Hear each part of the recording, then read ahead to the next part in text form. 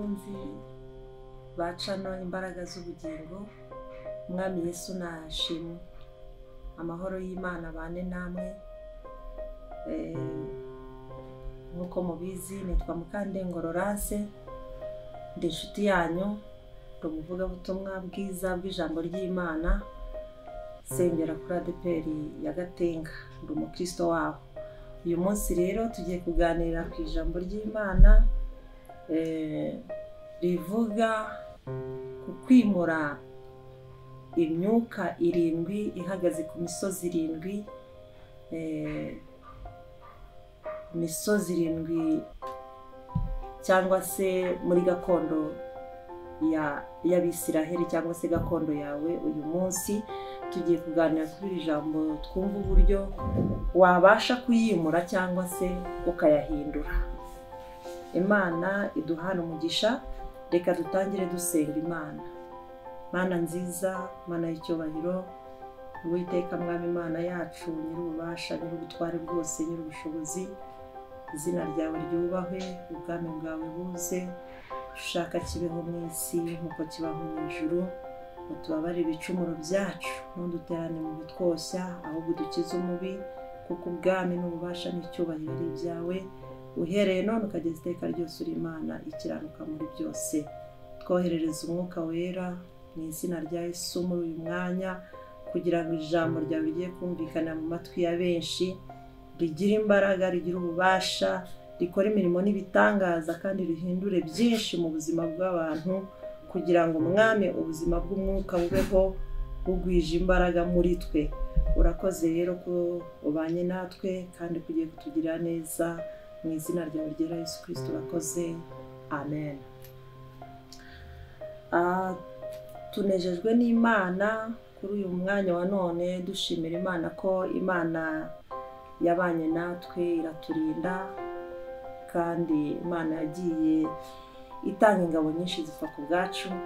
None tugeze kuri uyu munsi mwiza w'ijambo ry'Imana, tugiye kumva ihumure mu mitima yacu, tukamenya intambara turwana nazo, ikizitera naho zikunze kuba zituruka, kugira ngo tubashe kumenya neza icyo Umwami Imana, umugambi w'Imana kuri twebwe, no kubaho mu buzima bubohotse.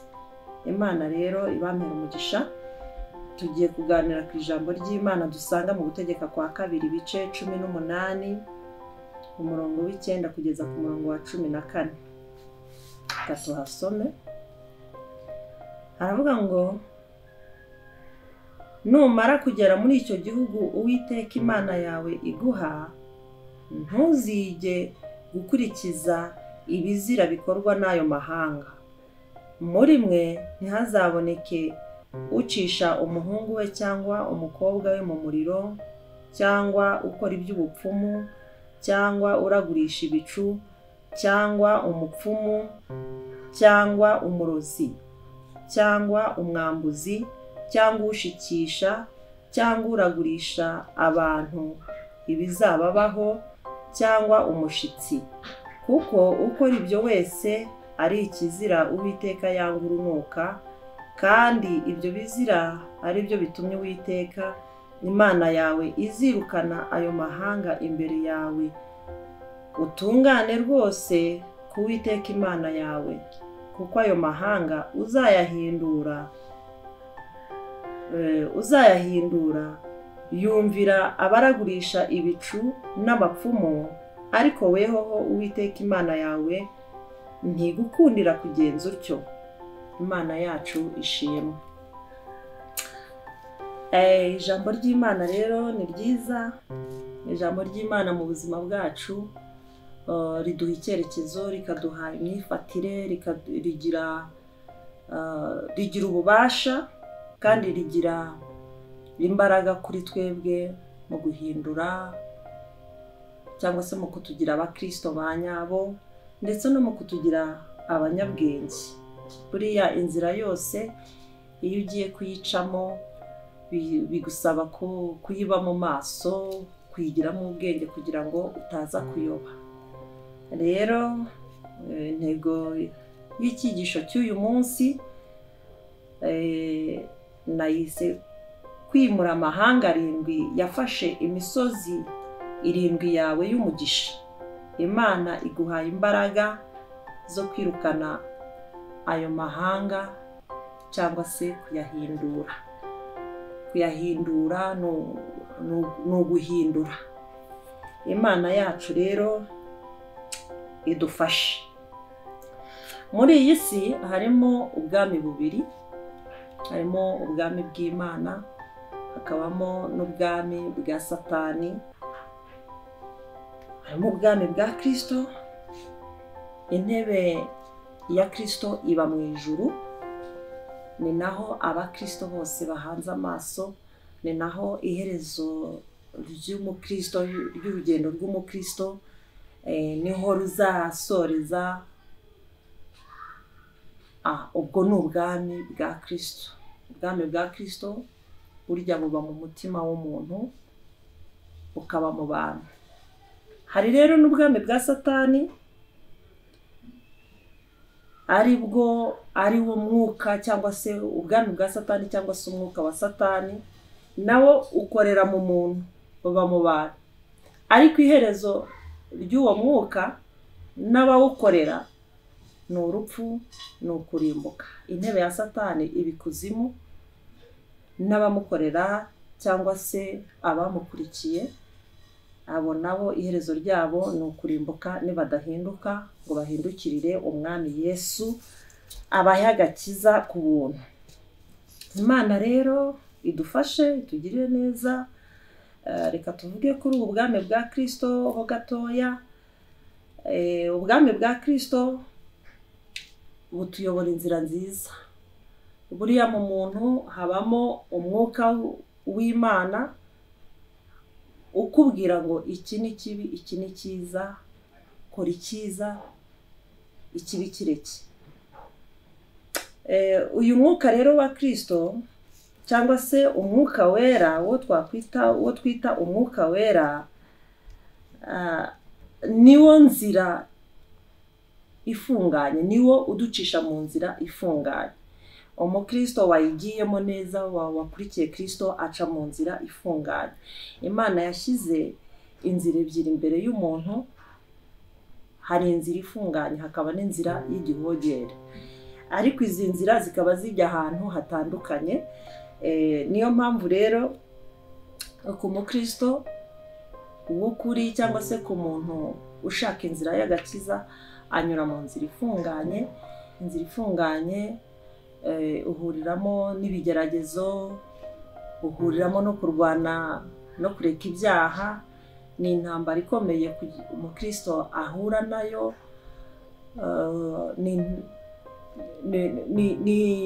Ni intambara uhurira nayo muri iyo nzira ifunganye, kandi igira ububasha ku bantu benshi ndetse iginaniza abantu benshi. Rero iyi nzira ifunganye uhuriramo n'ubukene, uhuriramo n'uburwayi bukomeye, ugahuriramo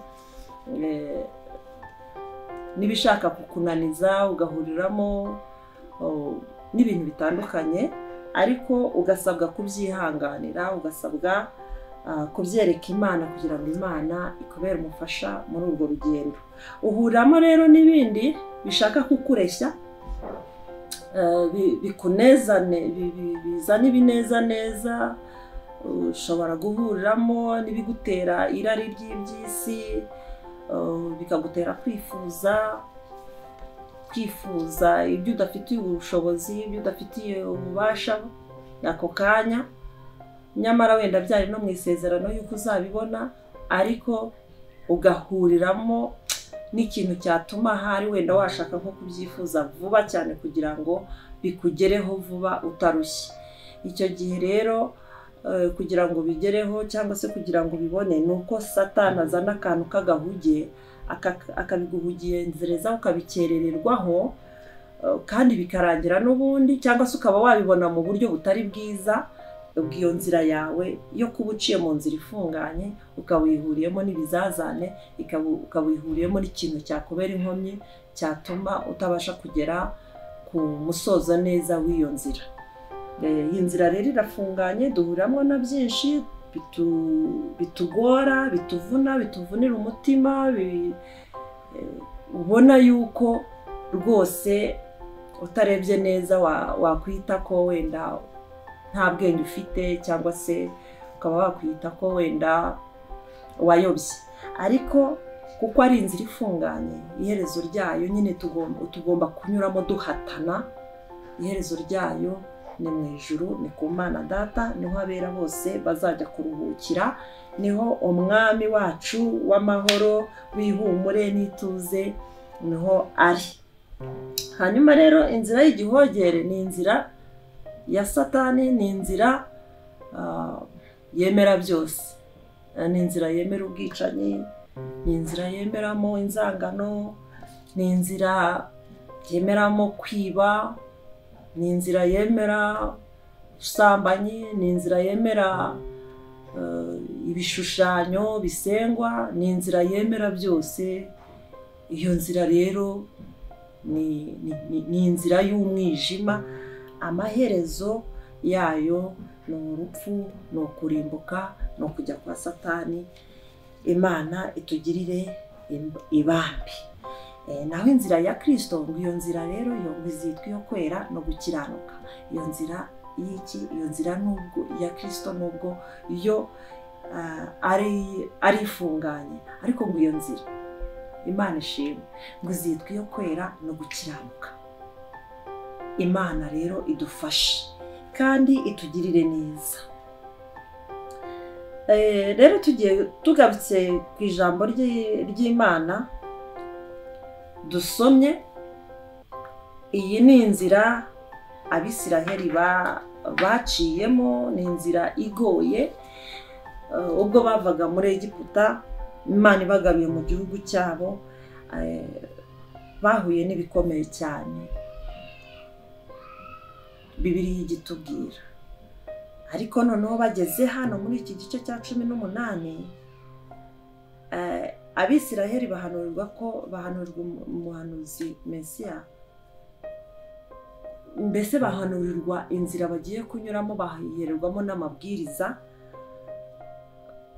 Imana niko yababwiye, none ibaha amabwiriza cyangwa se ibaha icyerekezo cy'urwo rugendo, ibaha neza mapu y'igihugu bagezemo, ibyo bazasanga muri icyo gihugu, uko bazabyitwaramo, uko bazabyifatamo kugira ngo bazabe muri icyo gihugu rwose banezerewe.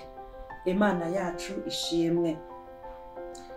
Mu nzira rero, mu nzira yindi ifunganye navugaga, hakenewemo ko tugomba kuboneramo umwuka wera w'Imana nk'umufasha kugira ngo adufashe kumenya urugendo turimo, adufashe kumenya ibyo tugiye guhuriramo nabyo, adufashe kumenya uburyo tuzabyitwaramo kugira ngo tuzabe abakristo bazasoza urugendo rwabo neza, cyangwa se bazagera mu gihugu cy'isezerano neza.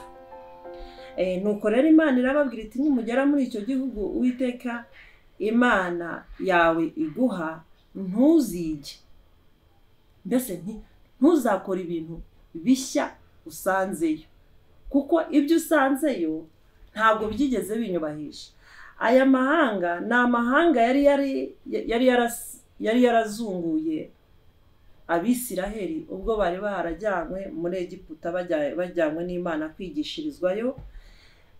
Hanyuma haza amahanga 7 akomeye, azungura gakondo yabo, atura mu byabo, abikuriramo, abiraga n'abana babo, kuko Abisiraheli bamaze imyaka myinshi muri Egiputa, no mu nzira y'ubutayu bahamaze iyindi myaka myinshi. Urumva umuntu wagusimbuye imyaka 400 ni myinshi, ni ibisekuru byari bimaze gutura aho hantu. Hanyuma rero ngo Imana irababwira, igeze aho ibona ko Kanani yabo bayegereye neza, irababwira ngo noneho mureke mbagire inama. Ubwo dore igihugu ngikiriya, Yesuwa na Kalebu bari baramaze kugitata, bazana inkuru nziza, baravuga bati, icyo gihugu koko ni cyiza, ariko gituwe n'Abanaki, gituwe n'Abayebusi, gituwe n'amahanga akomeye, mbese ni abantu ngo twebwe ubwacu twirebaga tugasanga tumeze nk'inzige.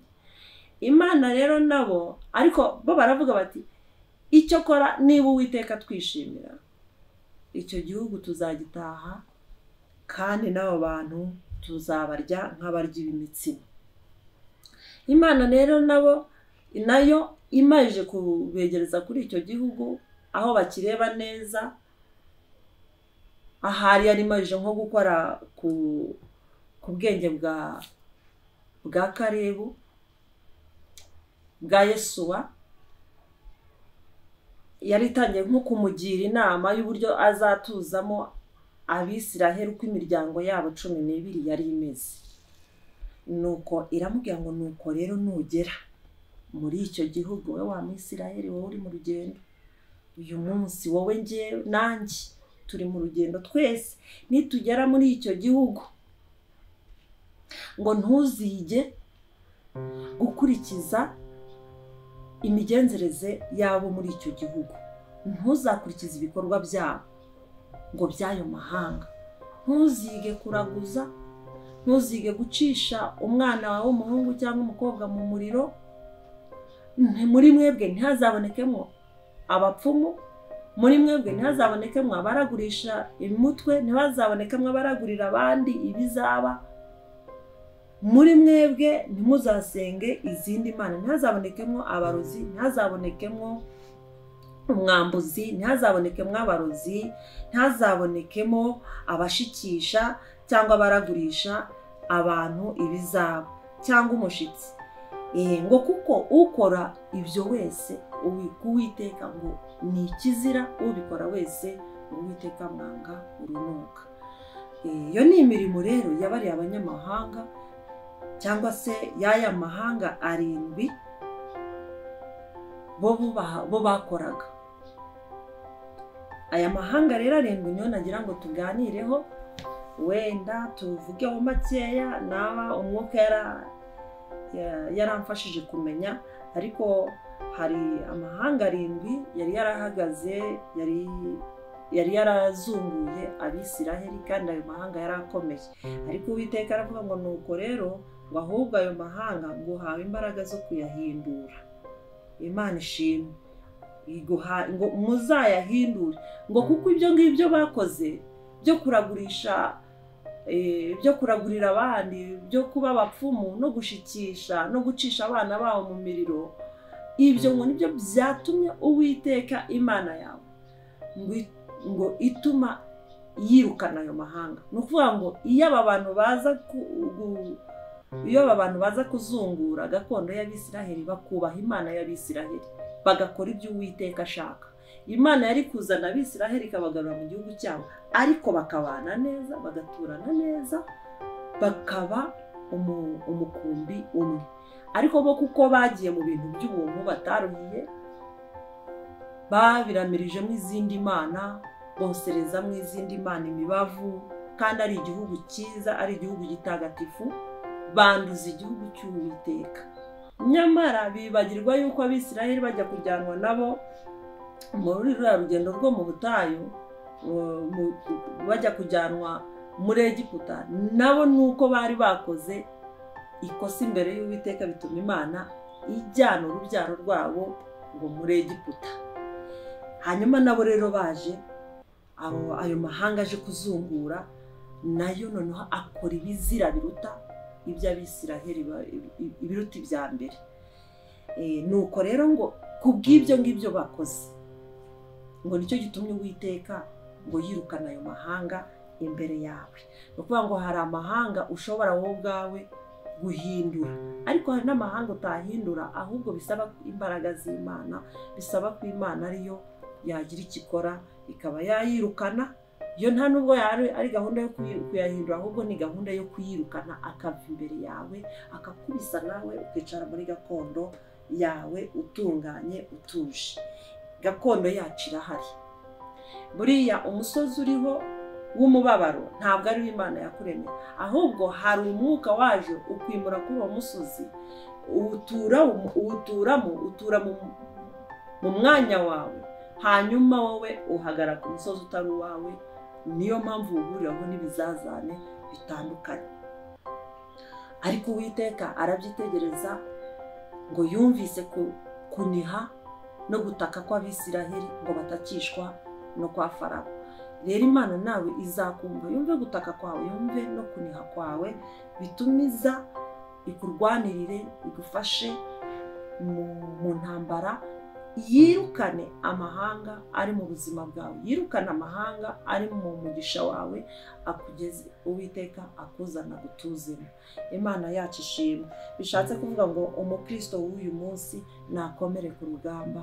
Imana ishobora byose irahari, idukunda urukundo ruhebuje, irahari kugira ngo izatugeze muri gakondo yacu amahoro. Imana ishimwe.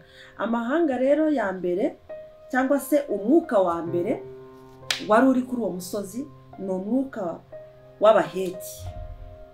Umwuka w'Abaheti ukaba wari uri ku musozi witwa itangazamakuru. Umwuka w'Abaheti ni amahanga yitwa, ni ubwoko bwitwaga Abaheti. Ni ubwoko bwitwaga Abaheti, ariko bukora mu buryo bw'itangazamakuru. Iryo tangazamakuru rero ry'Abaheti ntabwo ari itangazamakuru ryiza. Aba bagiraga ingeso mbi yo gusebanya, bakagira ingeso mbi yo kuvuga amakuru atariyo. Niho hava iriya ngeso yo kuba umuntu yahimba ikinyoma akakiguhimbira, akacyamamaza, akakibwira inshuti zawe, abantu bakakuvaho kandi ari ikinyoma. Niho hava gusenya Imana mu bantu, niho hava guhakana Imana. Hari abantu bashobora kubaho mu buzima bahakana Imana kandi ubona bari bakwiriye kuba bayizi, ko ubundi umuntu wese wavutse agomba kuba azi Imana nyamana iyo ariyo. Ariko haba umwuka uza ugasura umuntu, ugatanga amakuru mabi, akakwemeza ko Imana itabaho, akakwemeza ko bariya bavuga Imana ari abayobe, bari mu ndamu zabo, akakubwira yuko ari amaco y'inda. Ndetse rwose hari n'abahakana completely yuko Imana itabaho. Uwo ni umusozi w'itangazamakuru. No mu buzima busanzwe tujya duhura n'abatubwira amakuru atariyo, amakuru y'ibihuha, kandi akagusha benshi, cyangwa se abantu benshi bakaba bayagenderaho bagakora ibyangwa n'amategeko y'igihugu cyangwa se n'amategeko y'Imana. Tuvuge wenda nk'umwuka akaza akakubwira yuko usambanye nta kibazo kirimo, ariko mu by'ukuri usambanye harimo ingaruka nyinshi. Harimo kwandura indwara zandurira aho ngaho, harimo gutwita inda zitateganyijwe, harimo ubuharike, harimo gukuramo n'uduhinda cyangwa se agahinda gakabije, habamo ibintu byinshi, habamo kuba abantu basenyanya mu buryo butari bumwe. Ni ukuvuga ngo uwo muntu aba yarakiriye itangazamakuru rituruka ku Baheti, rimwumvisha yuko kiriya kintu kugikora nta kibazo, nta ngaruka na runaka aragikora, n'abandi kirabatunze. Ariko nubwo kibatunze, wowe uri umwana w'ubugingo ntukwiriye kugikora. Ubwo rero iryo tangazamakuru riraza rikagusura. Ni umwuka w'Abaheti ukorera ku misozi y'abantu. Abantu bakabaho mu kinyoma, abantu bakabaho mu buryo batazi amakuru akenewe ayo ariyo. Dukeneye rero kuri uyu munsi tuba dukenewe abagabo nka Yesuwa na Kalebu. Abo nibo bagiye gutata igihugu, bazana amakuru y'ukuri yuko igihugu bazagitaha. Ariko abandi bagabo 10 bose bari bazanye inkuru z'incamugongo, bari bazanye itangazamakuru rivuga ko icyo gihugu bidashoboka ko abantu bazakigeramo. Ni nk'uko tuvuga ngo mu isi tuguwe neza, inyuma yaho nta bindi nyine, nta hangaha ibyacu bizaherera. Ariko sibyo, suko biri. Aha mu isi turi abashyitsi n'abimukira. Iwacu iwacu gakondo yacu ni mu ijuru, aho niho Yesu yagiye kudutegurira, niho tuzaba. Yesu abaye umugisha. Rero abantu bakira itangazamakuru nabi ry'abaheti bazi yuko bakira amakuru y'ibinyoma. Aba rero bari bashinzwe gutangaza amakuru atari meza, bari bashinzwe kuvuguruza amakuru y'ukuri, bari bashinzwe gusebanya, bari bibitseho impano y'amagambo mabi yo gusenya no gusebanya. Uwo ni umwuka wa mbere wari utuye ku musozi witwa itangazamakuru. Kuri uyu munsi wa none n'itangazamakuru rishobora naryo kuba rikorerwamo n'uwo mwuka, ariko nkaba nasaba abantu bose bafite itangazamakuru yuko bakwiriye kujya basenga kugira ngo uyu mwuka utazabinjirira, bigatuma tugirwaho n'umugayo.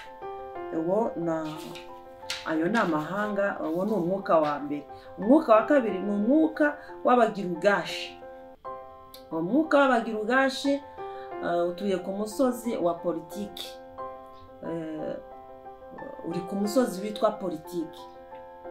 Kandi buriya iyo umuntu avuze politiki ntabwo aba avuze ibintu byoroheje. Politiki iri mu bintu byinshi, iri mu bintu bitandukanye. Ikintu cyose ukirimo uri umunyabwenge udafite politiki y'uburyo ukibamo igufasha kuba muri icyo kintu, akenshi ntabwo ukunze kugera ku ntego yawe.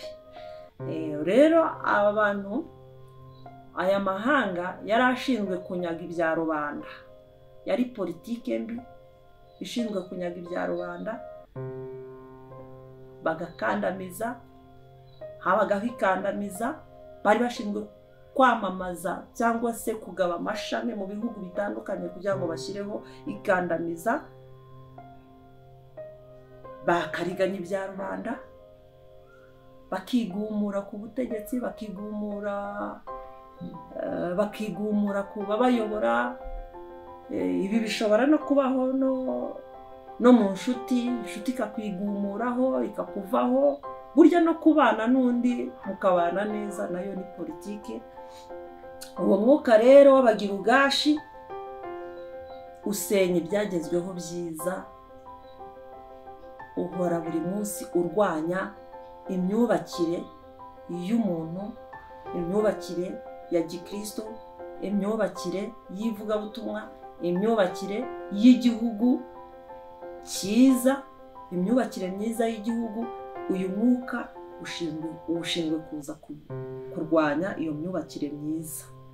Hakazamo kwicana, hakazamo kwigumura, hakazamo bya byihebe mujya mwumva. Ibyihebe biba ahantu henshi, bishobora kuba mu rwego rw'igihugu nyine, ugasanga havutse imitwe y'ibyihebe, tujya tubyumva hirya no hino.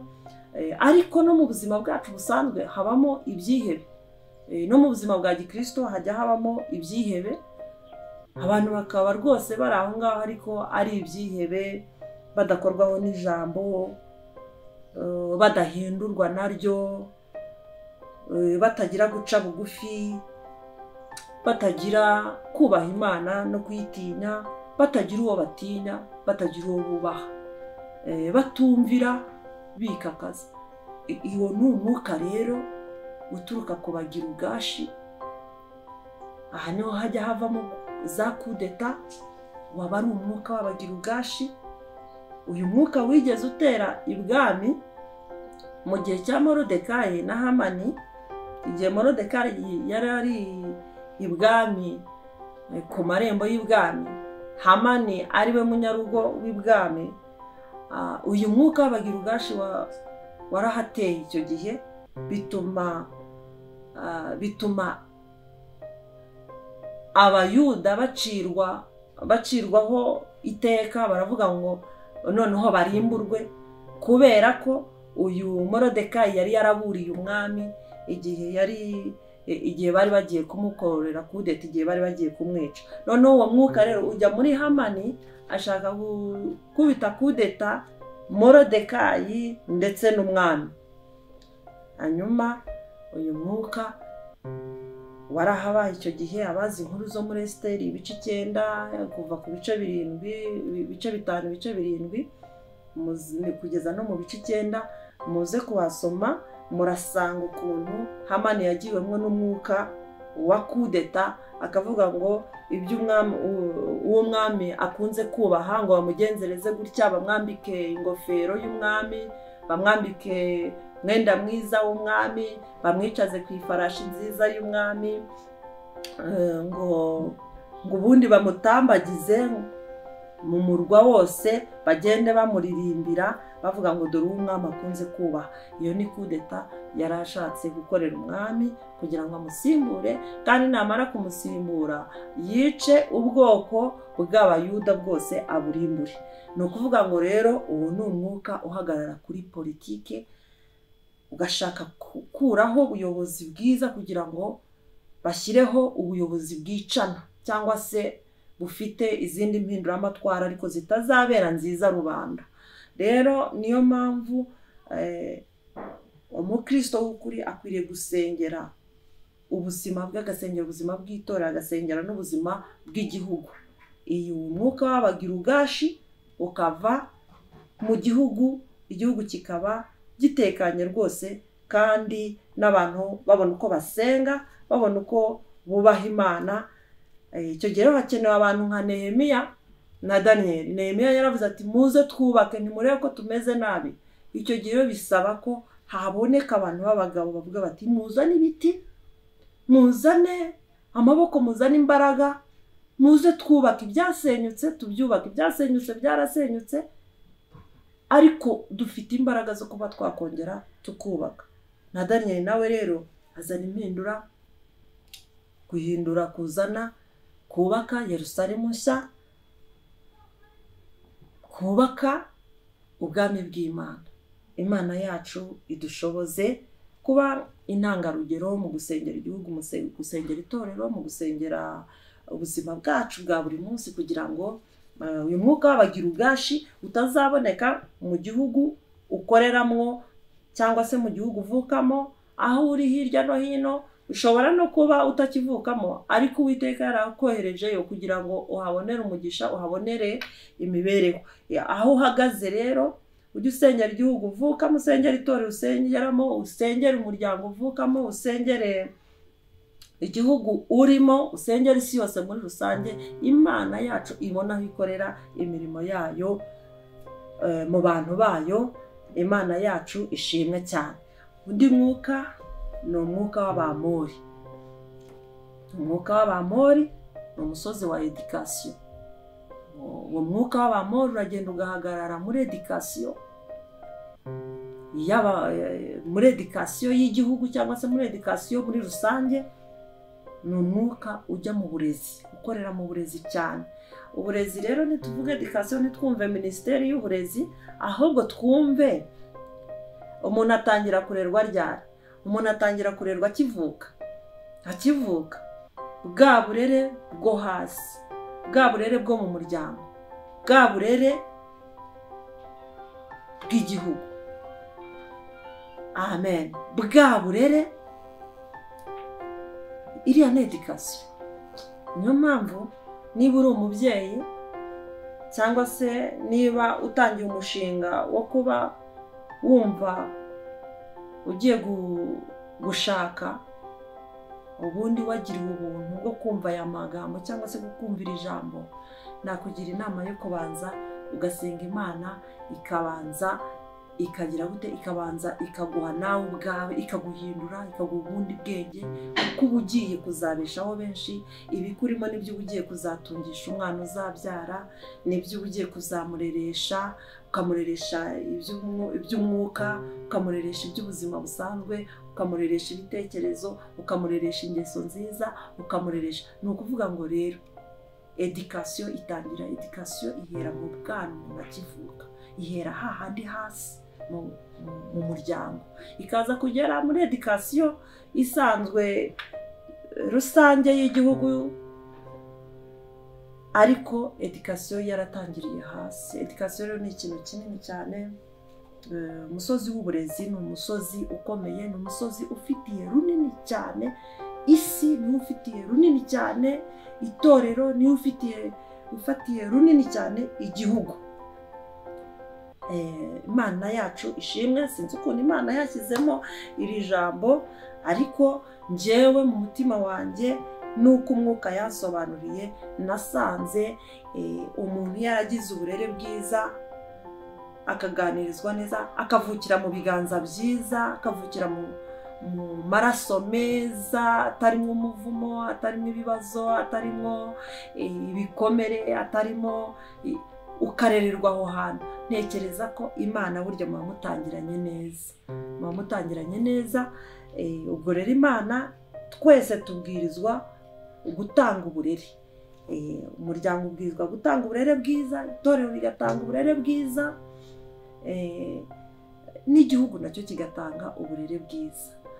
Aho niho tuzabasha rero gusenga neza, tugahuza n'umwuka wera w'Imana, tukaba abigishwa beza, kuko na Yesu nawe yaravuze ngo icyo kora muzabamenyera ku mbuto zabo.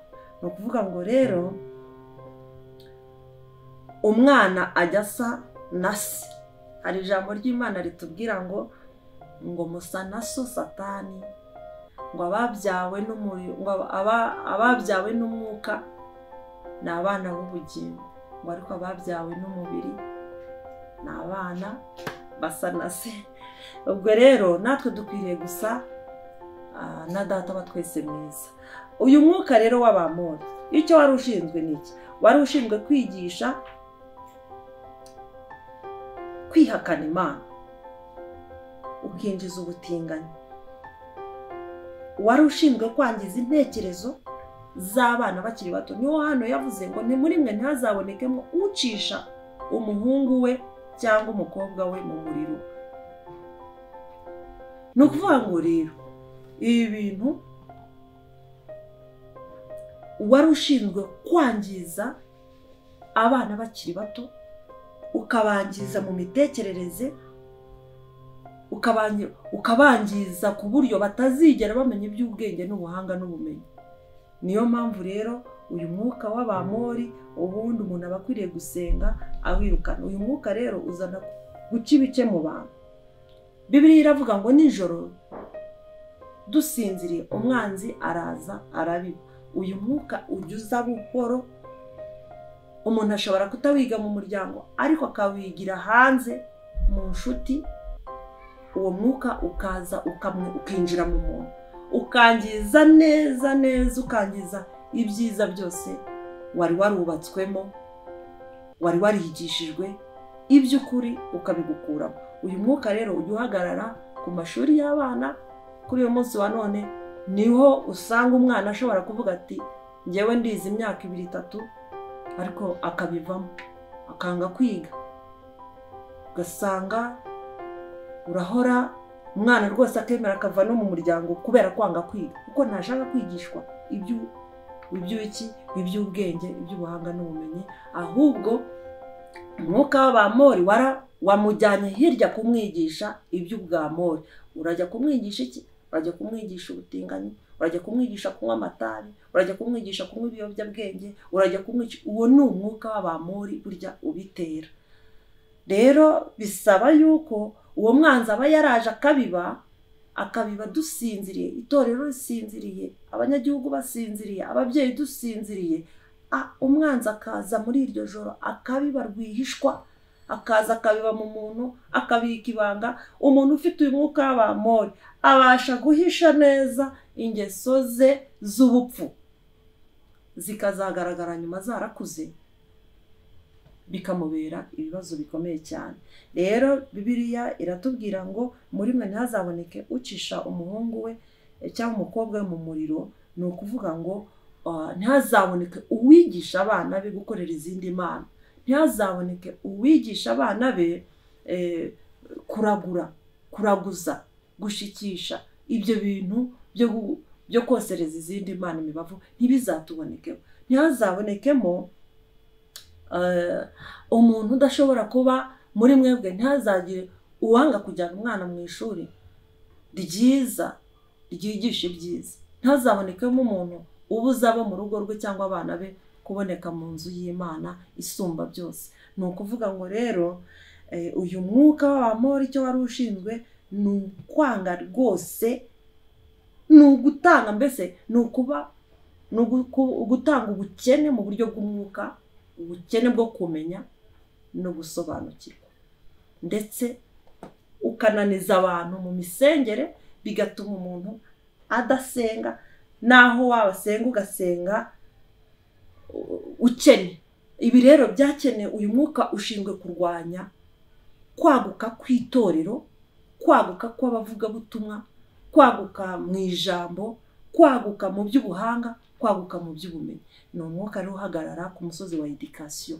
Ni ukuvuga ngo igihe cyose tubonye muri edikasiyo bitari kugenda neza, igihe cyose turi kubona urubyiruko rwacu ruri kwiroha muri ibi tuvuze hejuru, ni ukuvuga ngo ntabwo ikibazo ari uyu mwana, nta nubwo ikibazo ari uyu muryango, ahubwo ikibazo ni umwuka w'abamori winjiye rwihishwa, ugeraho umwana atakibasha kuwuyobora, ahubwo ari wo urimo kumuyobora. Ubwo rero birasaba ko hakenewe imbaraga, cyangwa se hakenewe amasengesho y'abantu batatu. Hakenewe amasengesho y'ababyeyi mu gihugu hose, hakenewe amasengesho y'itorero mu gihugu hose cyangwa ku isi hose, hakenewe n'amasengesho ya leta. Igihugu kigashyiraho gahunda yo gusenga rwose, nk'uko hano mu Rwanda tujya mbibona bashyizeho igihe cyo gusengera igihugu, abayobozi bose bagasenga. Biriya bintu ni byiza cyane, bifite umwuka mwiza, ahubwo umuntu wabitekereje Imana imuhe umugisha, kuko rwose ni umukozi w'Imana. Ni ukuvuga ngo ibyo bintu ntabwo aya mahanga, uyu mwuka w'abamori nta kindi kintu cyawirukana usibye gusenga. Mu gihe rero Abisiraheli cyangwa mu gihe Abayuda bari bamajije gucirwaho iteka yuko bagiye kurimburwa, Esiteri yatumye kuri Morodekayi, aramubwira ngo ubwire Abayuda bose aho bari basenga iminsi 3 ku manywa na nijoro biyiriza ubusa, ngo nibwo nzabasha kuba nagera imbere y'umwami nkamubwira iby'akababaro kacu.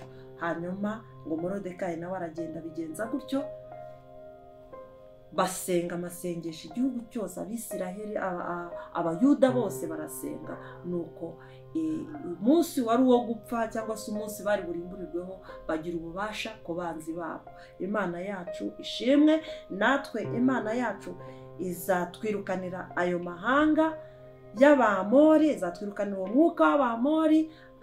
Abana bacu bagira uburere bwiza, uburere bwo mu muryango, uburere bwo mu itorero, n'uburere bw'igihugu. Imana yacu ishimwe kandi banere umugisha. Uwo rero ni umwuka w'abamori. Nubona abana bawe bari kwiga bikanga, nubona ese nawe nta nama nziza wakwigira, nubona mu buzima bwawe nta mpinduka nziza zibamo, nubona ujya wisanga mu kujya kuraguza, nubona ujya wisanga mu kujya gucisha abana bawe mu miriro, nubona wisanga muri iriya myuka, uzamenye ko atari wowe, ahubwo ari umwuka w'abamori ukwiriye gusenga, Imana ikawukwirukanira, kuko wowe ubwawe ngo nta bubasha ufite bwo kuba wawirukanira.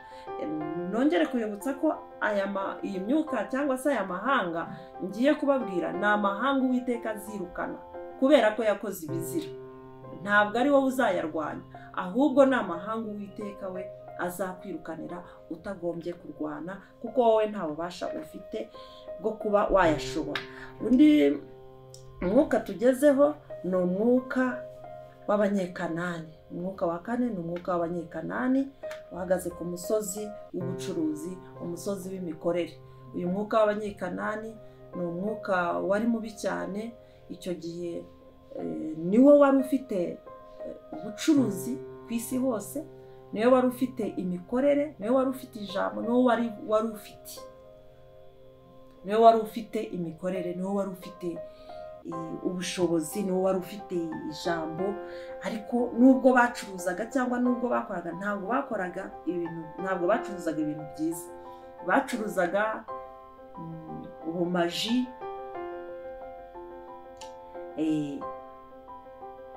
batanga abana babo kugira ngo bacuruzaga abantu, bagatanga abana babo kugira ngo babone ubutunzi. Niho havuye uriya mwuka wateye bene se wa Yosefu, bajya kumugurisha. Uriya ni umwuka w'Abanyekanani. Rero ni aha hantu niho hajya hava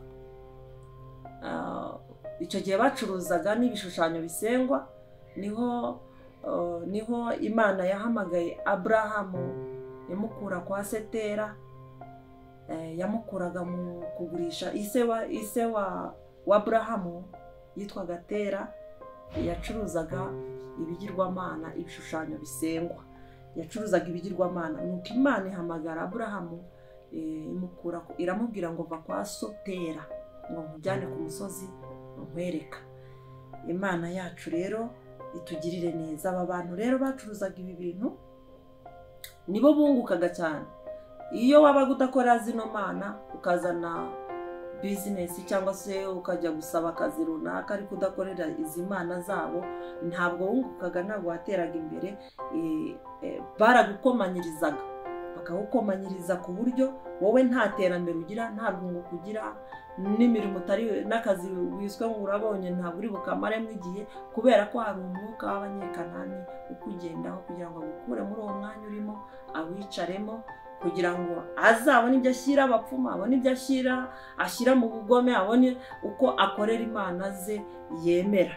Rero uyu nubona uri gukora bikanga, nubona nawe wagiye gushora igishoro ukabona biranze, ntukajye ugira ngo ntabwo uzi kubara, ntukajye ugira ngo ntiwize, ntukajye ugira ngo nturi umunyamugisha, ahubwo hari umwuka w'Abanyekanani uhagaze ku musozi wawe. Senga Imana ikwirukanira umwuka w'Abanyekanani uve mu buzima bwawe. Uyu mwuka uteza inyatsi, mujya mubona abantu bavuga babaho nta kintu bakora, bakabaho nta kintu bajya batekereza kuba bakora.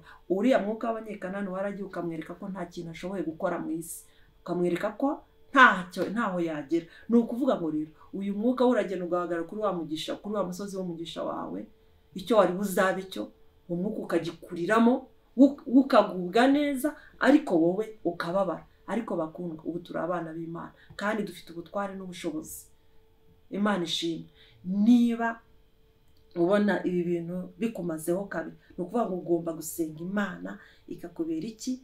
Ikakubera ikakurwanirira, ikakwirukanira uyu mwuka w'Abanyekanani, ukava mu buzima bwawe, ukava mu buzima bw'urugo rwawe, ukava mu buzima bw'abana bawe, ukava mu buzima bw'igihugu. Umva, Imana ishimwe. Ukava mu buzima bw'itorero. Abanyetorero, mu itorero niho ushobora gusanga abakene benshi bari kandi basenga Imana. Niho havuye rya jambo ngo bahora bambaza ngo umunsi ukira ngo mbese Imana ye ibashye, ariko ngo uzabasubize ngo Imana yanjye iba mu ijuru. Haleluya. Uzavuge ko Imana yawe iba mu ijuru. Ni ukuvuga ngo rero Imana yawe yo mu ijuru irahari. Nta mpamvu yo kugira ngo uhore wibazwaho mu muryango abandi ukabona byakunze, wowe ugasigara ari wowe usigayemo hagati, ubasaba umwambaro, bagera bakakwinoba nubwo abari abavandimwe, akavuga bati we kuki atagerageza gukora n'ibyo ugerageje bikanga, nawe ubwawe wagera ukagira ngo ufite ikibazo.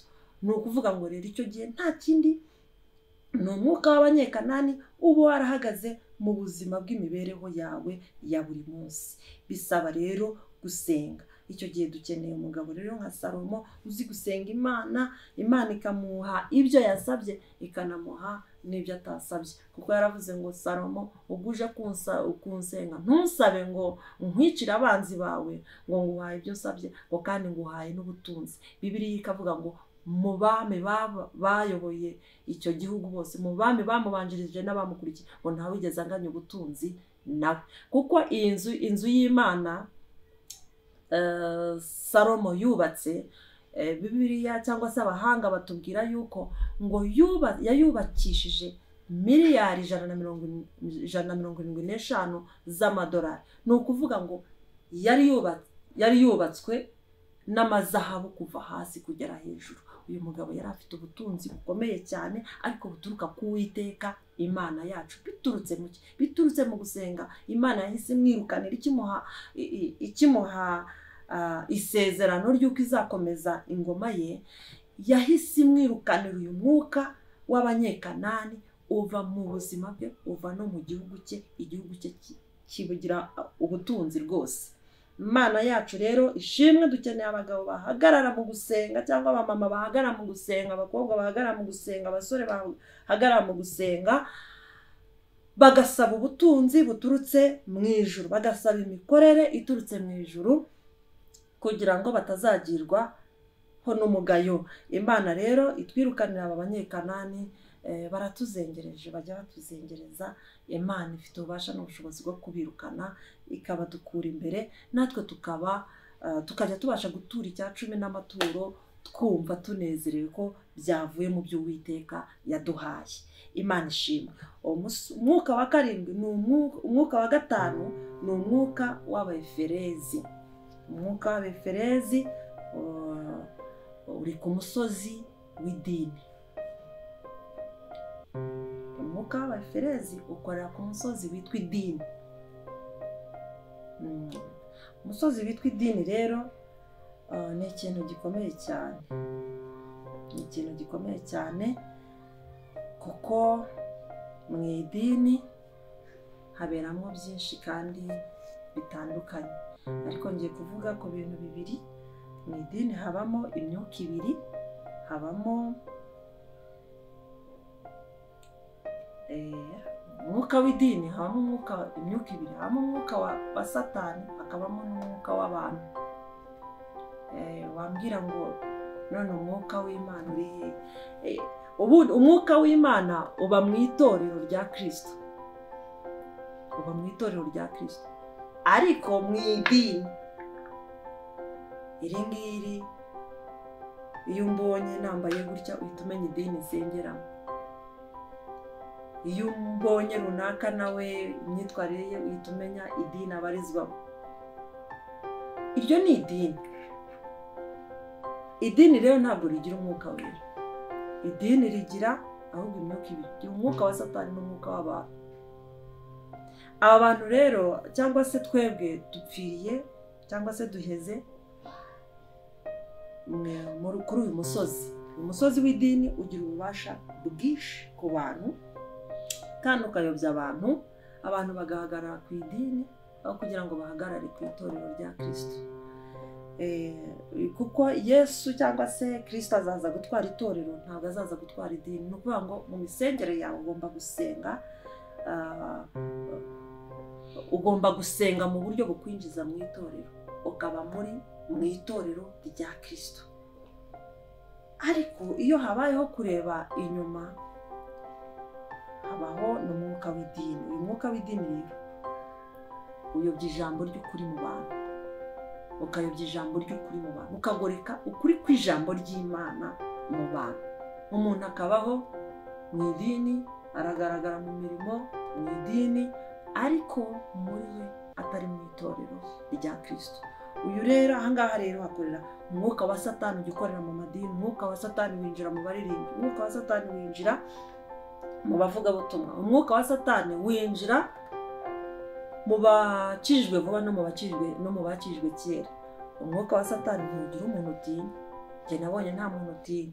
Uyu mwuka wa Satani cyo kora, navuga ngo nta n'imbaraga ugira, kuko iyo uvuze ngo mu izina rya Yesu, ukawirukana mu izina rya Yesu Kristo, mu izina rya Kristo Yesu umwana w'Imana, uwo mwuka wa Satani uvamo ugahunga, kuko utinya izina ry'Imana yacu, izina rya Kristo Yesu. Ndagira ngo mbabwire ngo uyu mwuka wa Satani uzi neza imbaraga z'Imana ishobora byose ko ziri hejuru y'ububasha bw'ikintu cyose. Niyo mpamvu ngo umuntu yari amaze imyaka myinshi mu irimbi, arangije ngo mu marimbi ngo yaratewe n'abazimu benshi, ubuzima bwe ari mu irimbi. Ngo nuko Yesu arimo atambuka aciye hafi n'irimbi, ngo uwo muntu arataka cyane, ngo aravuga ngo Yesu umwana w'Imana duhuriye he? Ngo uje kuturimbura igihe cyacu kitaragera. Ni ukuvuga ngo Satani azi Imana barabanye mu ijuru, azi imbaraga z'Imana, azi imbaraga zamumanuye mu ijuru zikamwirukana mu ijuru, zikamwirukana ku isi, zikajya kumuhambirira ikuzimu. Azi izo mbaraga zamuhambiriye. Iyo uvuze ngo mu izina rya Yesu Kristo, uwo mwuka wa Satani urahunga. Niyo mpamvu mbwira abantu basenga, musengere mu kuri no mu mwuka, kandi mwirukane Satani mu izina rya Yesu Kristo. Uwo mwuka arahunga. Noneho rero uwo mwuka nawo ukorera, umwuka wa Satani ukorera mu bantu, niwo uduteza ibyaha, kandi twarakijijwe, twakiriye igaburo ryera. Uyu mwuka w'idini niwo wishe Yesu Kristo. Uri munsi y'amasezerano, uri munsi y'ibyasezeranijwe, ufata igaburo, mbese ukora ya mirimo yose yo mu rusengero, ariko uwo mwuka ntujya ukizwa, uwo mwuka ntujya uhinduka. Uwo mwuka uteza abantu gusubira inyuma, uwo mwuka uteza abantu gukora ibyaha, uwo mwuka winjiza ubugome. Icyo nakwita ubugome, kuko hari indirimbo ivuga ngo abanga Imana ntibayisenge bazapfa be kwibuka. Ni ukuvuga ngo rero umuntu ashobora kwanga Imana kandi aba mu nzu y'Imana, aba mu rusengero, kubera wa mwuka w'idini, agahagarara ku cyubahiro cy'idini, agahagarara ku idini, ntahinduke muri we, ntakizwe muri we. Uwo muntu aba indiri y'ibyaha byinshi. Icyo akora iyo usenze mu izina rya Yesu, uwo mwuka ukuvamo, ukaba umwana w'Imana, ukaba mu itorero rya Kristo. Imana ishimwe. Hanyuma rero hakabamo n'undi mwuka wa kabiri, ni umwuka w'abantu. Uwo mwuka w'abantu rero ni umwe wabaga muri Sawuli igihe yari yumvise ko Dawidi ari uza yimikishijwe amavuta, ari uzaba umwami wa Isiraheli. Atangira kurwanya Dawidi ku rwego rurenze. Ni umwuka w'ishyari.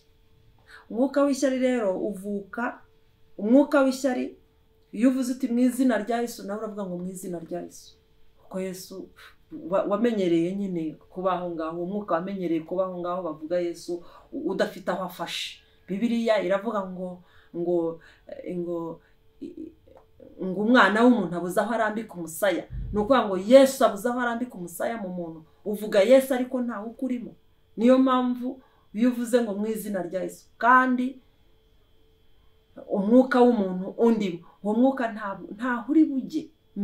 Nzi ko ndi bukuryarye ukamva imbere wamuvuga butumwa we, nubwo ufite imbaraga z'Imana, ariko mfite ukuntu ndi bukuryarye ukamva imbere nge nkigumanira umuntu wanjye. Ni ukuvuga rero uyu mwuka w'umuntu ni umwuka mubi, ni umwuka ubyara abarozi, ubyara abicanyi, ubyara ubugome bwose bukorerwa mu nzu y'Imana.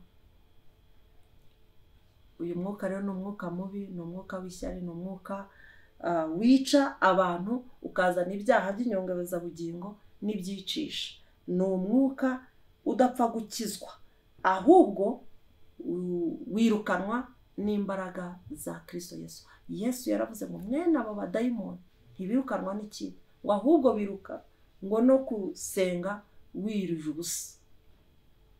Urumva, nizo mbaraga hakenewe umuntu, hakenewe abantu basenga biyirije ubusa, kugira ngo uyu mwuka w'ishyari utazagira gute, uyu mwuka w'abantu utazaba muri twebwe. Uyu mwuka rero niwo wicana. Ni ubundi ishyari niryo ribyara umurozi, ishyari niryo rinaniza abantu. Ni umwuka w'abantu, uwo ni umwuka w'abantu. Umuntu agahagurukira mugenzi we. Buriya intambara wagira zose ziroroha kuzirwana, ziroroha kuzirinda, ziroroha. Icyo gihe bazana n'abantu bakabunga bigakunda, ariko umwuka wazanywe n'umuntu ntabwo wungwa, ntabwo wungwa. Uyu Sawuli na Dawidi, Yonatani ntabwo atakoze kugira ngo abafashe, ariko biranga. Sawuli arenda apfa adahindutse, adasabye imbabazi, cyangwa se atunzwe na Dawidi. Gusa iherezo ryabyo hari imbaraga z'Imana zibasha kwirukana uwo mwuka. Iherezo ryabyo umukiranutsi w'Imana ararinzwe, naho yanyura mu byago n'amakuba, naho yanyura mu gikombe cy'igicucu cy'urupfu, ntazatinya ikibi cyose. Nusenga rero wiyirije ubusa, uwo mwuka ushobora guhunga, ariko nawe bigusaba kuba wikomeje mu itorero rya Kristo, uzi icyerekezo cy'ubuzima bwawe, uzi aho werekeza, uzi igihugu ushaka kujyamo icyo ari cyo, ukagikomeraho. Uwo rero ni umwuka w'abeferezi. Nubona abantu batumvikana, nubona abantu b'abanyeshyari, nubona abantu bakora ibyaha kandi bari mu nzu y'Imana, nubona bahakana ubwami bw'Imana, kuko bajya kwica Yesu baravuze ngo, babwiye Pilato, baravuga ngo yiyise umwami w'Abayuda, ariko mu by'ukuri ntabwo yari yabyiyise, yari yabyiyise, yari yabyiyise, yari yabyiyise, yari yabyiyise, yari yabyiyise, yari yabyiyise. Imana ishimwe.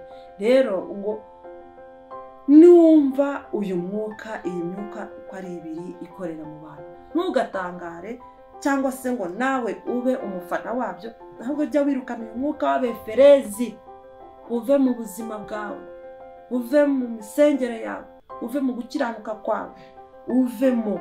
Uyu mwuka ni mubi, ni umwuka utuma abantu batazabona Imana. Imana rero idufashe kandi itugirire neza. Undi mwuka wa gatandatu ni umwuka w'abahivi.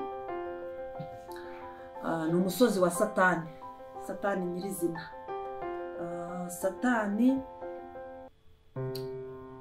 burya niwe mugaba. Uyu ni umwuka mubi cyane, ukomeye cyane, niwo uha imbaraga ya myuka yose tuvuze n'undi turi buvuge hepfo.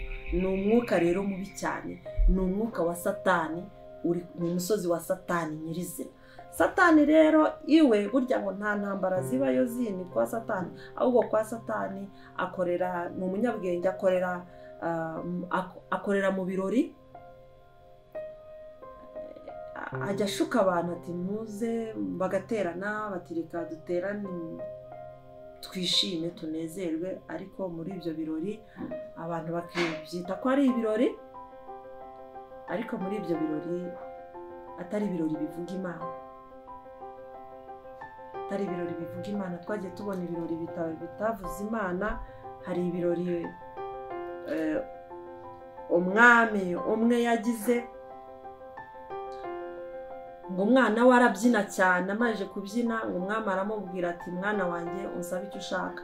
Umwana aragenda abaza mama we ati papa ko ambwiye ngo musabe icyo ashaka, musabe iki? Aravuga ngo genda usabe umutwe wa Yohana kumbeshya.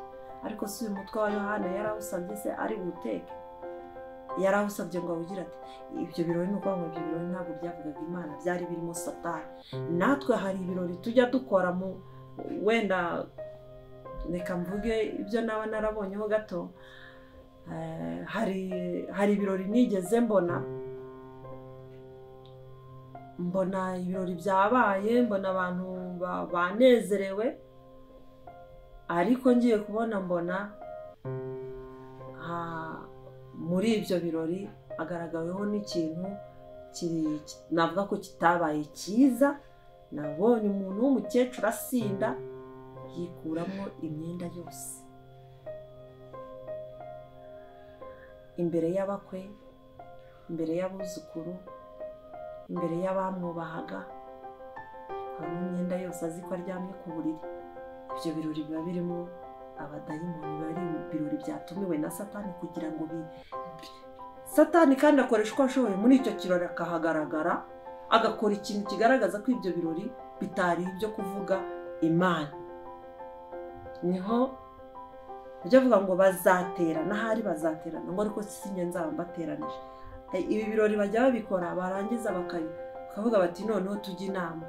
Niho abantu batahuye ngo bakore ikintu gisa naho ari pati, nta nubwo bajya bahurira ku mugambi. Aha muri ibi birori rero hari abashobora kubikora bakaba bakuramo n'inama zitari nziza zo gushaka kugirira nabi umuntu nk'uko tubibonye. Hanyuma ahandi Satani ajya agaragarira ni mu mafilime y'urukozasoni. Hari ahantu Satani uwo musozi awukoreraho cyane. Abantu bakora amafilime y'urukozasoni nibo bantu batera imbere cyane, kandi nibo bantu barebwa n'abantu benshi. Izo filime zikarebwa n'abantu benshi kandi bakazireba amasaha menshi, bakazitakarizaho igihe cyabo cyane, ukagira ngo barimo bariga. Umunyeshuri wiga muri segonderi cyangwa muri university, ntushaka kumubwira ngo some igitabo uhere saa moya za mu gitondo ugeze saa 11 za nimugoroba ukigisoma, ntabwo yaba akicaye. Ariko umuntu ajya imbere ya televiziyo agashyiramo sere y'ubusambanyi na burumuna bwabwo na bukuru bwabwo, akareba kuva mu mugoroba ijoro rikamukeraho, akaba ari bwo ahaguruka abonye abandi babyutse nta munaniro. Aha rero Satani aba yahagukerereje kugira ngo utagira ibitekerezo byubaka, utagira ibitekerezo by'iterambere, kugira ngo udafata umwanya wo kuruhuka. Ejo uzakuramo za stroke, ejo uzakuramo nawe gukora nk'ibyo wabonye mu mafilime. Ahangaha niho uzabona ubusambanyi bw'urukozasoni bubi cyane. Aha muri aya mafilime niho uzicara wabonye uko bica abandi, nawe ejo wari usanzwe utazi kwica n'inkoko ngurye, ariko noneho ukamenya uko bica umuntu, ukamenya kumutega igico, ukabona uko umwica kuko waraye ubyiga cyangwa wiri ubyiga muri ayo mafilime Satani yari arimo kwigisha. Ni ahantu ajya akorera cyane, ntabwo mu buzima busanzwe wari usanzwe wiba, ariko wabonye filime y'ukuntu bajya kwiba amabanki, bakica abarinzi basanze ku mabanki, ukiga uko bafungura iriya mitamenwa, ukiga. Satani yaraye akwigisha uko biba banki, uko bamena za banki, cyangwa yeri wabikwigisha wowe ukibwira ngo nibyo gusa. Ariko Satani ni umwuka w'abahivi urimo kugutreninga uko uziba. Noneho ntutekereze uburyo icyo wakora, ntutekereze umushinga wakuzamura, ntutekereze ku mashuri wize ko wayize kugira ngo akugirire umumaro, ntutekereze ku kindi kintu kizima, ahubwo wize uburyo uzakira utarushye. Nibyo uwo ni umwuka w'abahivi. Nubona watwawe n'amafilime atavuga Imana rurema, nubona watwawe n'ibirori, ukaba nyirabirori, ukaba hora mu birori, zamenye ngo hari uzigiramo kunywa inzoga, mu birori uzigiramo kunywa inzoga, mu birori uzigiramo imbyino zitari nziza, mu birori niho uzigiramo kurya ibitaribwa, kuko nyiri kubitunganya we afite icyo yabikoreye. Nyiri kubitegura afite icyo ashaka kukwinjizamo, afite icyo ashaka kukwigisha. Uyu ni umwuka rero w'abahivi. Mu birori uzigiramo ibintu bitari byiza, uzigiramo kwambara ubusa, kuko ahangaha Satani akora no mu miziki cyane, yerekana ko abambaye ubusa bakambara ubusa rwose. Wareba umuntu yambaye ubusa, turiya niho ubyina neza. Aha niho havamo za buwate. Muri buwate rero murabizi tujya dukuramo ibiki, tujya dukuramo ingeso mbi, dukuramo ingeso mbi zitari nziza. Uyu ni umwuka rero ni umwuka w'abahivi. Nta mukristo ukwiriye kujya mu mabuwate, nta mukristo ukwiriye kureba amafilime, nta mukristo ukwiriye kujya mu birori bitavuga Imana. Undi hari ibirori byiza, hari ibirori byiza bivuga Imana. Ibyo nibyo dukwiriye kujyamo by'ivugabutumwa. Imana yacu ishimwe. Nubona rero wagiye muri ibyo bikagutwara, uzamenye neza yuko umwuka w'abahivi, umwuka wa Satani urimo urakwigisha imikorere ya Satani. Kandi uyu mwuka w'abahivi ni umwuka wagabaga cyane, cyangwa se uha imbaraga iriya myuka yose twavuze y'Abaheti, y'Abanyekanani n'iyindi. Hari undi mwuka wa karindwi rero w'Abayebusi. Ni umwuka cyangwa se umwuka w'Abayebusi ukorera mu muryango, uhagaze ku musozi w'umuryango. Ni ukuvuga ngo rero uyu mwuka w'Abayebusi, Abayebusi ni umwuka mubi ushinzwe kurwanya umuryango aho uva ukagera. Utera amakimbirane mu ngo, kudahana agaciro, kutubahana, kutuzuzanya, kudakomera ku isezerano. Ni umwuka mubi urwanya imikorere y'Imana mu miryango, urwanya kwaguka k'umuryango. Ni umwuka utera ubugumba, ni umwuka utera kwahukana, ni umwuka utanya ugatera za divorce, ni umwuka utera kwigomeka. Umwana akigomeka ku babyeyi agasohoka mu rugo nta kintu abuze akajya kuba mayibobo. Ni umwuka wangaza, ni umwuka mubi cyane. Uyu mwuka ni umwuka w'abayebusi uturuka kwa Satani, ariko ushinzwe kurwanya kwaguka k'umuryango no gukora kw'Imana mu muryango. Ni umwuka mubi rero usenya Imana n'imikorere y'Imana mu bantu. Ni ukuvuga ngo Imana bwa mbere ikorera mu muryango, bwa kabiri Imana ikorera mu itorero, bwa gatatu Imana ikorera mu gihugu. Igihugu kidafite imiryango myiza, icyo gihugu kirasenyuka. Igihugu kidafite itorero rya Kristo, icyo gihugu kirasenyuka, ko ntikiba gifite umuyobozi mukuru. Umuyobozi mukuru ni Kristo Yesu. Igihugu kidafite kitariho, igihugu kitariho, n'ubwami bw'Imana ntibwabaho. Ni ukuvuga ngo uyu mwuka rero ushinzwe kurwanya cyangwa se guhirika iri shyiga rikomeye cyane ry'umuryango, ahagaze ku musozi w'umuryango. Ni umwuka mubi, ni umwuka wica isezerano ry'Imana ku bantu. Kuko iyo abantu bagiye gusezerana, umugore n'umugabo iyo bagiye gusezerana, baravuga ngo tuzabana kugeza Kristo agarutse cyangwa se dutandukanyijwe n'urupfu. Hanyuma none urashatse, nyuma y'imyaka ingahe muratandukanye, Kristo ntaraza kandi n'urupfu ntirutwaye umwe muri mwe, mugatandukana. Ubwo se igihugu se urumva cyabaho muri ubwo buryo? Ni ukuvuga ngo rero itorero naryo riba riferinze, riba ricitse intege. Rero birasaba yuko tugomba kwirukana uyu mwuka w'abayebusi, ukava mu miryango, ukava mu buzima bw'umuryango, ukava mu buzima bw'umugore n'umugabo, ukava mu buzima bw'itorero, ukava mu buzima bw'igihugu. Imana yacu ishimwe. Aya ni amahanga 7 yari yarasimbuye cyangwa se yari yarazunguye.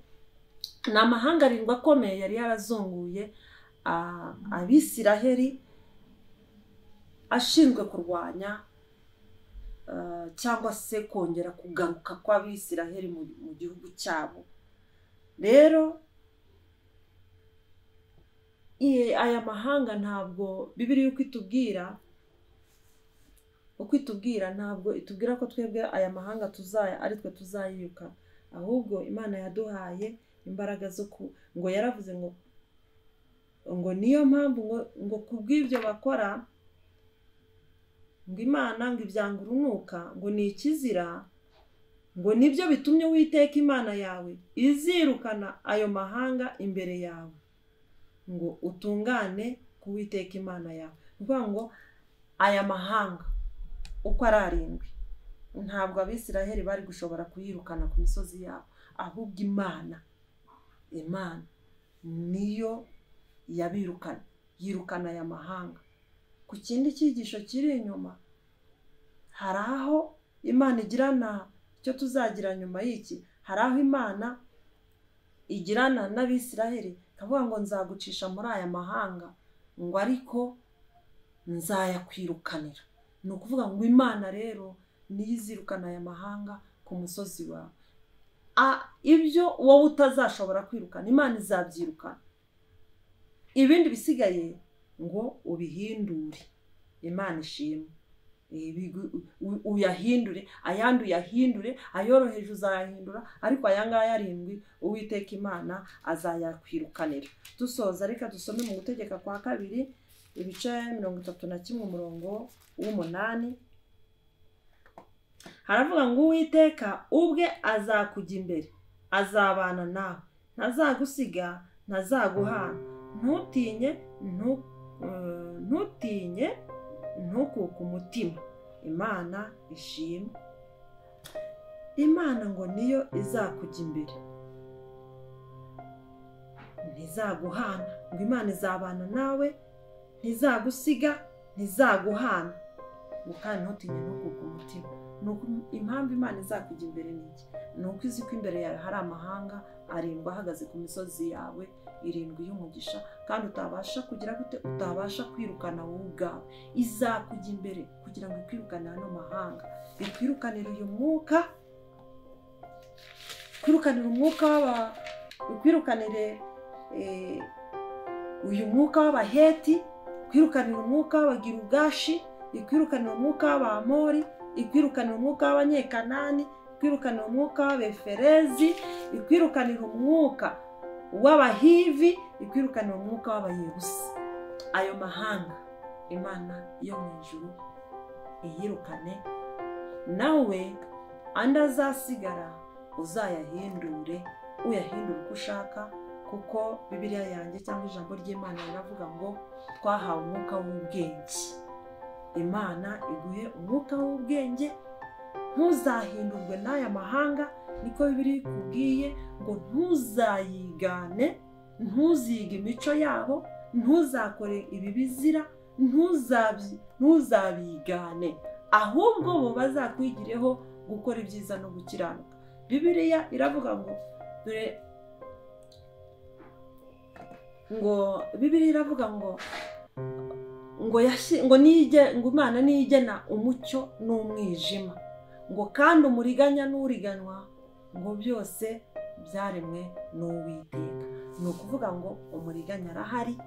Hari uwambarije ati se none niba ari uko bimeze, kubera iki Imana yemera nkakomeza kubaho muri ubu buzima budatsinda icyaha, kandi ariyo yandemye, ariyo yanshyize ku isi? Kuki yantoranije n'aya mahanga? Kuki yemerera Satani ko andusha imbaraga, kandi ngo Imana ngo ari urukundo ngo runkunda? Ariko Bibiliya iravuga ngo dore nakweretse icyiza icyo ari cyo, ni ugukora ibyo gukiranuka, gukunda kubabarira, no kugendana nanjye iteka, no guhora wicishije bugufi. Rero Imana yakweretse icyiza icyo ari cyo. Imana ishimwe. Irakubwira ngo ntuzige gukorereza Imana, ntuzige gukora iby'aya mahanga yakoze. Wowe ubwawe ntabyo wari usanzwe uzi, noneho ntuzabyige. Cyangwa se hari n'ukuntu waba wari warabiciyemo, ariko uyu munsi ubireke, kuko ubikora wese ngo uwo nguwo ngo ni ikizira mu maso y'Uwiteka, Uwiteka mwanga urunuka. Hanyuma akavuga ngo rero njye ubwanjye nzagendana nawe, nzakujya imbere, nzakurwanirira, humura, ndi kumwe nawe, ntutinye, ntukuke umutima. Dore nashyize icyiza, nakweretse icyiza icyo ari cyo. Ni uguhora wicishije bugufi, ni ukugendana n'Imana iteka. Iyo utagendanye n'Imana ujya muri za nzira natangiriyeho. Iyo utagendanye n'Imana iteka ujya muri ya nzira y'igihogere, ariyo urayoba ukajya kwa Satani. Ariko iyo ugendanye n'Imana iteka, Imana irakuyobora ikakugeza mu gihugu yagusezeranije nk'uko bikwiye. Imana yacu ishimwe. Reka rero dusenge Imana. Imana wumvise ko ifite umugambi mwiza, wumvise ko inyihanangirije, sinzige gukora, nubwo rwose bihari bingose, ariko sinzige gukorera, sinzabyige. Nubwo naba mbana n'ababikora, njye sinzabyige. Nubwo naba nturanye nabo, sinzabyige. Nubwo naba ndi muri icyo gihugu kibikora, kibyemera, njyewe sinzabyige, nawe ntuzabyige. Imana yacu rero ishimwe. Ngo humura kandi ntacyo uzaba, kuko Uwiteka agiranye nawe isezerano, avuga ngo nzakujya imbere, sinzagusiga, sinzaguhana. Imana ishimwe. Imana ntizagusiga, ntizaguhana, izakugirira neza. Reka rero dusenge Imana, dusabe Imana izitwirukanire ano mahanga atavuga Imana, twirukanire ano mahanga tutabasha kwirukana, kuko imbaraga zacu hari aho zigarukira, ariko iz'Uwiteka zo zifite ububasha n'ubushobozi ku kintu cyose. Imana yacu ibahe umugisha. Mwibuke gukora subscribe, share no kureba iyi video muyirangize, hanyuma mujye mushyiraho na komenti tumenye uburyo twakorera Imana neza. Mudufashe rero kwamamaza ubwami bw'Imana kandi habeho impinduka mu bantu. Mureba kuri iyi channel yacu yitwa Imbaraga z'Ubugingo, Imana izaduhana umugisha. Mana nziza, Mana y'icyubahiro, buri data wa twese mwiza ibihe byose, buri Imana ituzi kandi dusobanukiwe cyane. Kuva kera tutarabaho Mana wari utuzi. Ijambo ryawe niko ritubwira ngo nakumenye kera ukiri urusoro, ngushyiriraho kuba umuhanuzi uhanurira amahanga. Twari imbere y'ubwoko bwawe Mwami tubuhanurira ubw'ijambo ryiza ry'Imana. Ijuru zururukire kurwanira abanyarwanda n'abanyarwandakazi abazumvira ijambo hirya no hino ku isi hose, mu izina rya Yesu. Urwanira abantu bawe Mwami, ubirukanira aya mahanga mu izina rya Yesu, kuko amaze igihe kinini ku misozi yabo, amaze igihe kinini mu migisha yabo, ariko uri Imana y'imbaraga ubasha kwirukana aya mahanga Mwami, mu izina rya Yesu, maze ukaduha ububasha n'ubushobozi bwo guhindura asigaye. Kuko ayo ngayo nyakubahwa Imana, niba udufashije, niba tukugireho umugisha nyakubahwa Imana murengezi, uzamamaza ubutumwa bwiza, abantu bawe bahindukirira Uwiteka Imana yacu, bamenye Imana nyamana. Turagushimiye rero data wa twese mwiza, bana natwe kandi udufashe ijambo ryawe rigira umumaro mu buzima bw'abantu kandi habeho impinduka. Mu izina ryawe ryera Yesu Kristo urakoze. Amen.